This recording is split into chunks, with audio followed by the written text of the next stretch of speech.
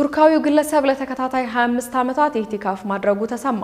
የ65 ዓመቱ ቱርካዊ ግለሰብ ለ25 ዓመታት የረመዳን የመጨረሻዎቹን 10 ቀናት ኢቲካፍ በማድረግ አሳልፏል። ኢቲካፍ በረመዳን የመጨረሻዎቹ 10 ቀናት ውስጥ የሚደረግ የአምልኮ ስነ ስርዓት ሲሆን ሙስሊሞች በመስጂድ ውስጥ ኢባዳ ለማድረግ ራሳቸውን የሚያገሉበት ተግባር ነው። በነብዩ መሐመድ ሰለላሁ ዐለይሂ ወሰለም ጊዜ የጀመረው ይህ ተግባር ራስን ለዱዓ መወሰንን፣ ቁርአን መቅራትና ከዓለማዊ ነገር በመታቀብ መንፈሳዊ ነጸብራቅን የሚጠናከርበት ወቅት ነው። ስለ ኢቲካፍ ለመጀመሪያ ጊዜ ተማራው እንደ አውሮፓውያን አቆጣጠር በ2001 እንደሆነ የሚናገረው ግለሰቡ በዚህ ዓመት መጀመሩንም ነው የተናገረው። ለዓመታት በተለያዩ መስጂዶች ራሱን ያገለለው ፐርክ በዴንማርክ ሜንድ ዘመን በተሰራው ካሚኢ ከቢር መስጂድ 4 ዓመት፣ በሰልጁክ ዘመን በተሰራው በሃን መስጂድ ደግሞ 1 ዓመትን ጨምሮ ላለፉት 20 ዓመታት በተለያዩ መስጂዶች ኢቲካፍ ማድረጉን ዴይሊ ሰባህ ዘግቧል። ግለሰቡ በመስጂድ ውስጥ ይበላል ይተኛልና ቀኑን በዱዓ ቁርአንን በመቅራት እንዲሁም ሃይማኖታዊ ጽሑፎችን በማንበብ ያሳልፋል። ግለሰቡ ለአናዶሎ ኤጀንሲ ሲናገር በኢቲካፍ ውስጥ ትልቅ መንፈሳዊ እርካታን እንደሚያገኝና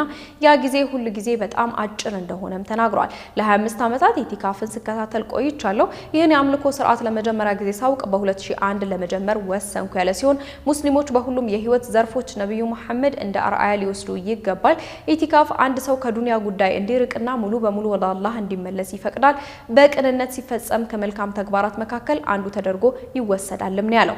ፐርክ በመጨረሻዎቹ ኢቲካፍ የማድረግ ልምዱን ለመተው አስቦ እንደማያውቅና እስከቻለ ድረስ ለመቀጠል እንዳሰበም ተናግሯል። ኢቲካፍ ስገባ በመንፈሳዊ የታደሰ ባትሪ እንደሞላ ይሰማኛል ብሏል። ከውጭው ዓለም ጋር ያለውን ግንኙነት ስለቆረጥክም ኢቲካፍ ወደ አላህ ያቀርባል ሲልም ነው የጠቆመው። የኢቲካፍ ተሳታፊዎች ከመስጂድ የሚወጡት ለአስፈላጊ ፍላጎቶች ብቻና በተለምዶ በቀን ከ4 ሰዓት በላይ የሚተኙ መሆናቸውን እንዲሁም ቀሪውን ጊዜ ግን ለኢባዳ የሚያውሉ መሆናቸውን ጠቁመዋል። ፐርክ በቅርብ ዓመታት ውስጥ ለኢቲካፍ ያለው ፍላጎት እየጨመረ መምጣቱን የገለጸ ሲሆን ሌሎች በህይወት ዘመናቸው ቢያንስ አንድ ጊዜ እንዲያደርጉትም አበረታቷል። ሰዎች ለኡምራ ለመሄድ በሺዎች የሚቆጠሩ ዶላሮችን ያጠፋሉ፣ ነገር ግን ወደ ኢቲካፍ ለመምጣት ያመነታሉ ብሏል። ድፍረትና ትጋትን ይጠይቃል።